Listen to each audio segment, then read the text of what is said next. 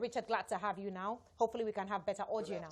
I was asking you earlier to lead by telling us of the details of the program CARI. What does it entail? Thank you very much. From what I read about the program, it has to do with market linkages of all the key stakeholders in the rice sector, the input dealers, the aggregators, the millers, processors, and ensuring that everyone gets the right input and service at the right time.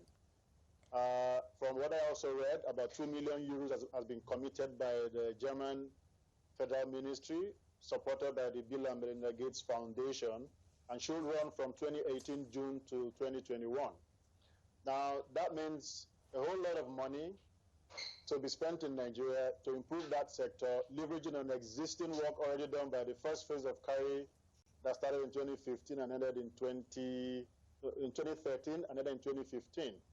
But the only thing I see there that gives me some concern is the fact that the Federal Ministry of Agriculture will be implementing the CARI Phase 2. I don't know what the structures look like, but I hope they do a good job of it. Richard, we'll get to your concerns, but before we get there, I will take you a couple of steps back, because ultimately this is looking at how we can locally in Nigeria boost rice production. I know in 2017, reports do actually say that Nigeria scored some high points with regards to improvements in its local rice production, but I'd like you to give us an assessment of your view of the initial response or efforts by government at boosting internal rice production in Nigeria. Fair enough. The government has done very well at trying to boost production by ensuring that the growth enhancement scheme, which the previous government did before this current one, it worked very well. Farmers got inputs at the right time, fertilizers, seeds, and all of that. And then the Anchor Borrowers program that was also introduced helped a lot. Right now, we are at the point where we have to deal with weather issues, late rains, early cessation. So we need to talk about how do we make our agriculture more climate smart rather than just the conventional way we've been practicing it. At the moment, Nigeria is able to meet 84% of its demand, leaving just the remaining 16% to the import part of things. Now, that's where we need to talk about how we control our borders, what comes in at what time, what's the quality of what we are consuming, and how much money will the farmers be making. What I see at the moment is that we're trying to battle with flooding, which has been ravaging our production sites up north and the northwest in particular, where 75% of our rice nationally is produced. So if we do not get more climate smart in our approaches, whatever programs we are putting in place will really be a challenge.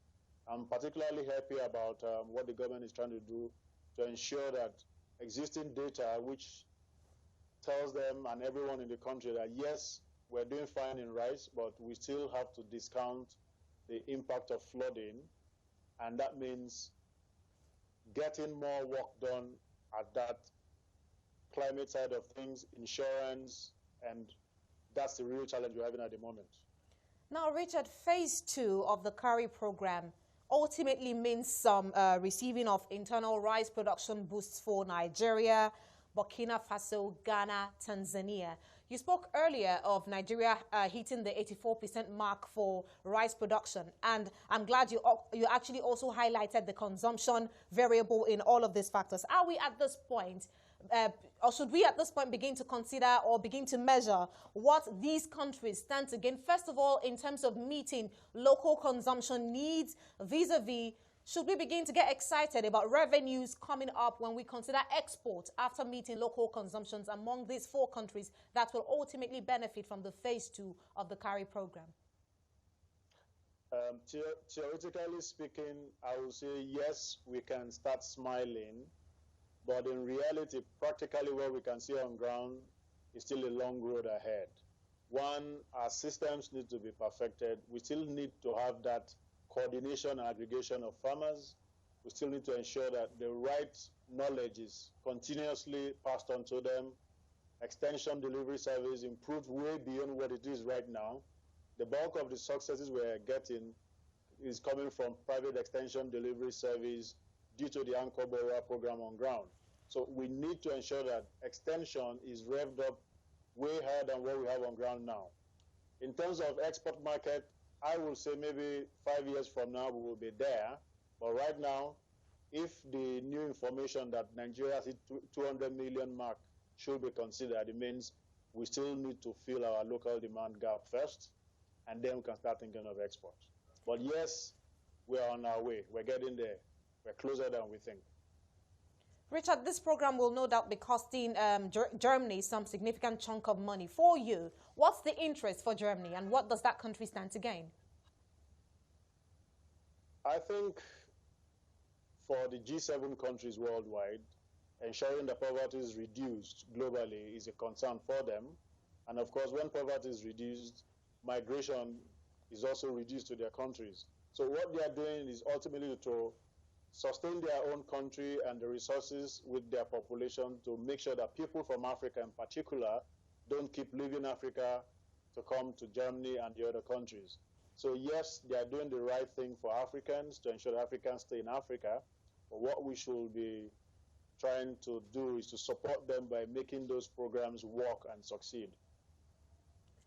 Now, talking about making sure that the program works and succeed, within the agri-value chain, and let's say we've been focusing on the rice subsector of the agri-value chain now, are there trust issues that may work against the successful implementation of the phase 2 of the CARI program? I'll give you an example. At the moment, rice farmers in Katsina, northern Nigeria, have requested that the central bank actually cancel the ongoing distribution of this year's farm inputs. Guess what their reasons are? About 10,000 farmers registered for the program. 1,580 farmers have been shortlisted for data capture, and they're saying CBN recall this or postpone it, or let's review the processes.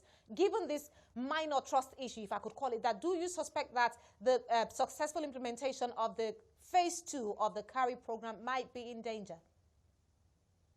No, I don't think so, because there are procedures for data capture of these farmers, and if the farmers are not meeting the criteria, then they will not be captured, because the money to be advanced to them is a loan, and we need to make sure that the farmers are tied to their farms, the locations captured, their BVNs, and all of that. I'm sure the CBN is having its own due diligence processes.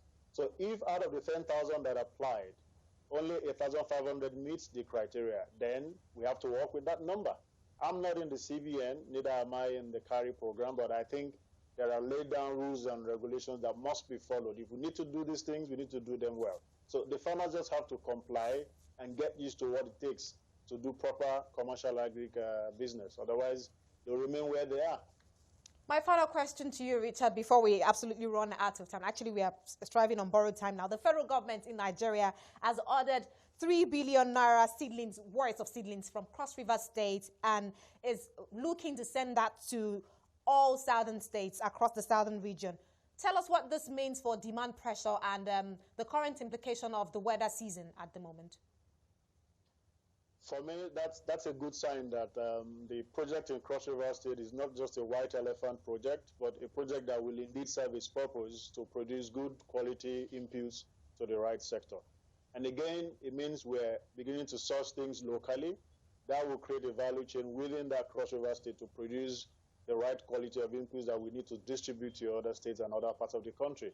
In terms of weather, I would imagine that the Cross River State government that is trying to run and manage that project will take into consideration the changing climate and ensure that the inputs that they're bringing out will be able to withstand these vagaries of weather. Otherwise, that will be a huge drain on the resources invested there. Richard, many thanks to you for your time on Power Lunch West Africa. Richard Ogundele is the founder and CEO of JMSF Agribusiness Nigeria.